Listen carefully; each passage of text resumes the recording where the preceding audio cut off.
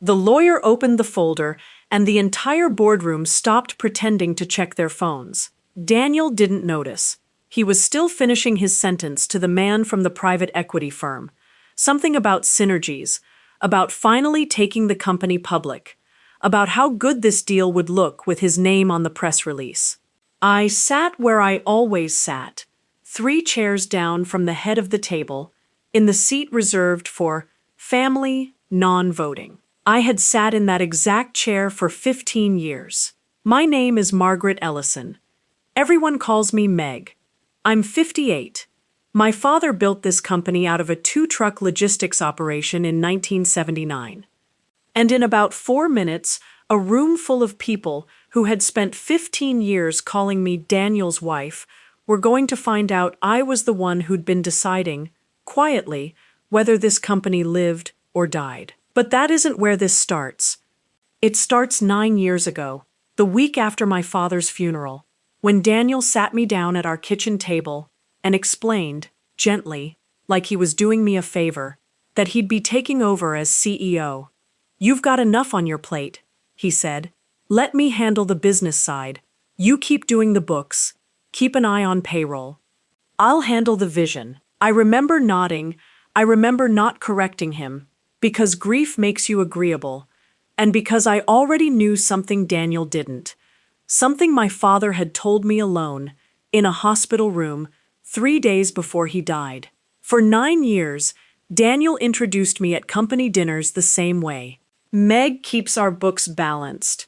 I don't know what I'd do without her." Investors smiled politely and turned back to him. Employees who'd known me since I was 22, who used to call me the boss's daughter, with real respect, started calling me Mrs. Ellison from accounting.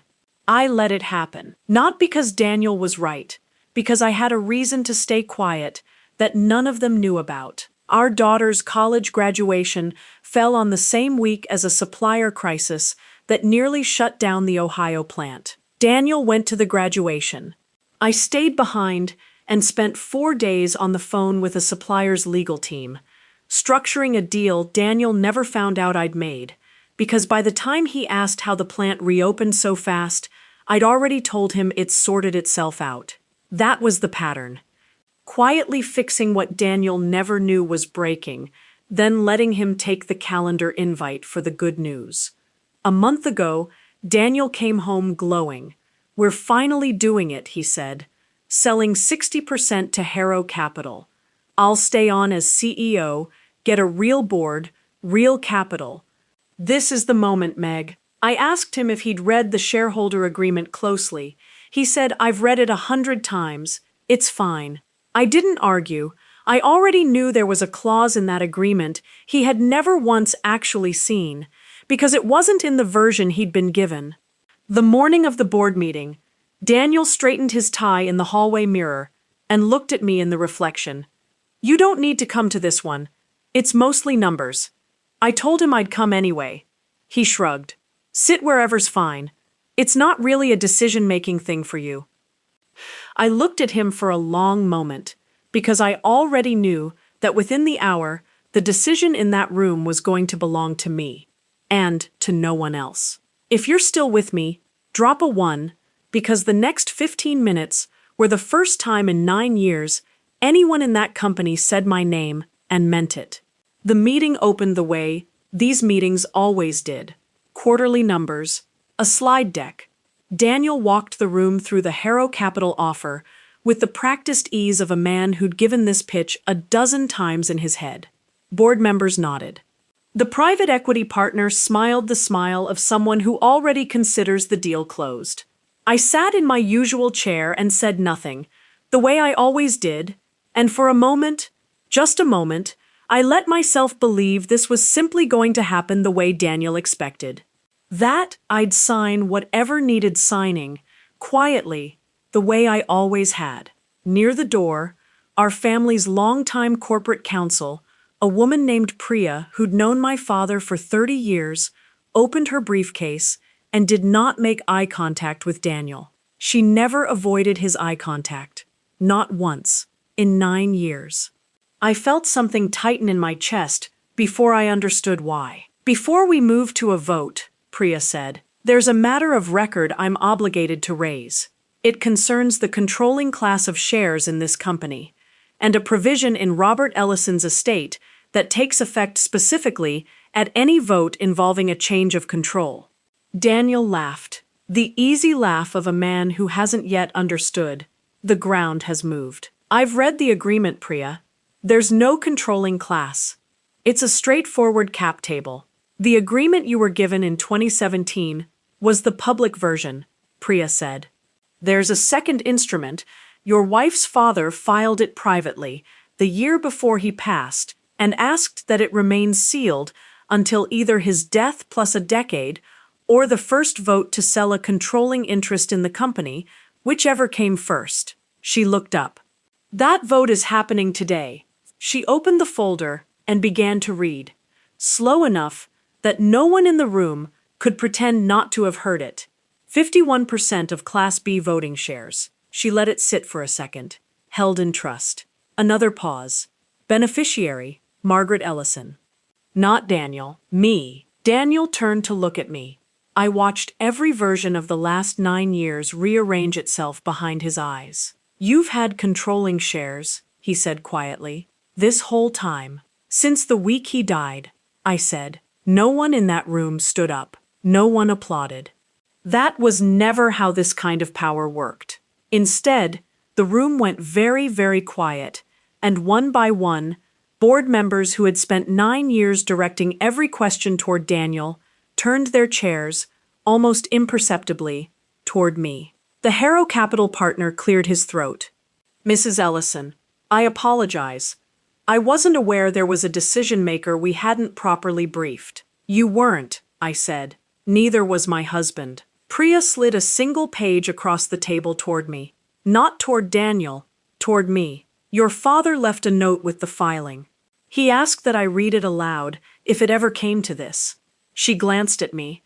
I nodded. She read, Meg, you were always the one who could tell when a good deal was actually a slow death. Daniel is a fine man and a good father. He is not, and never has been, someone who can see 5 years past a spreadsheet. You are. Don't let anyone, including him, talk you out of trusting that. Dad. Nobody laughed. Nobody gasped. The silence in that room was its own kind of standing ovation. I asked for a 10-minute recess. Daniel followed me into the hallway, and for the first time since we'd met, he didn't have a single thing to say. We didn't speak in the car. The rain had started again, the way it seems to every time something in our life quietly rearranges itself.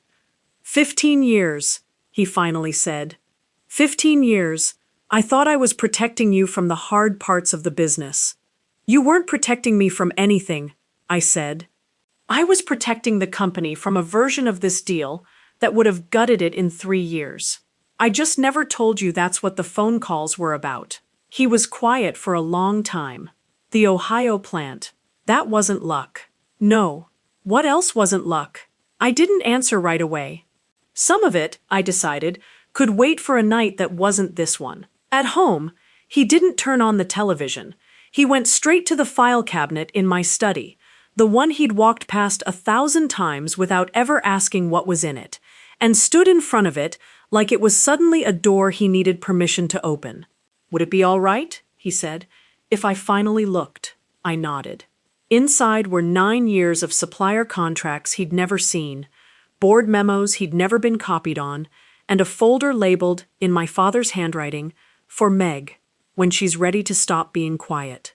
Daniel picked up the top page, a projection my father had drawn by hand in the last year of his life, showing exactly which acquisition offer would come along eventually, and exactly why it needed to be refused unless the numbers changed. The numbers on the page matched Harrow Capital's offer almost exactly. He knew this exact deal would come, Daniel said, 9 years ago. He knew the type, I said.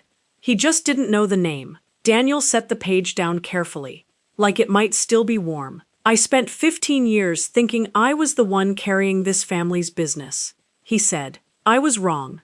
I was the one it let me think I was carrying. I didn't answer. I didn't need to.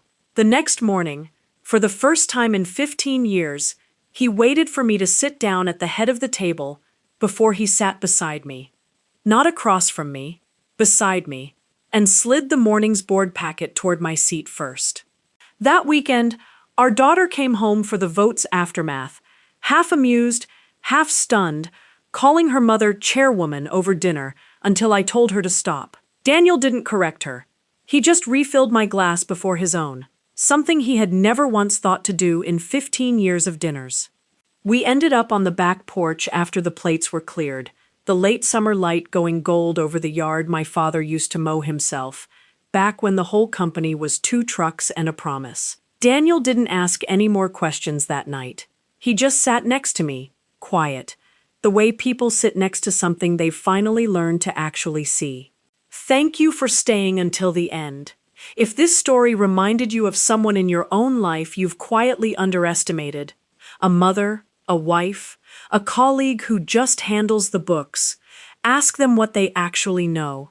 You might be standing next to the person who's been holding everything up. See you in the next one.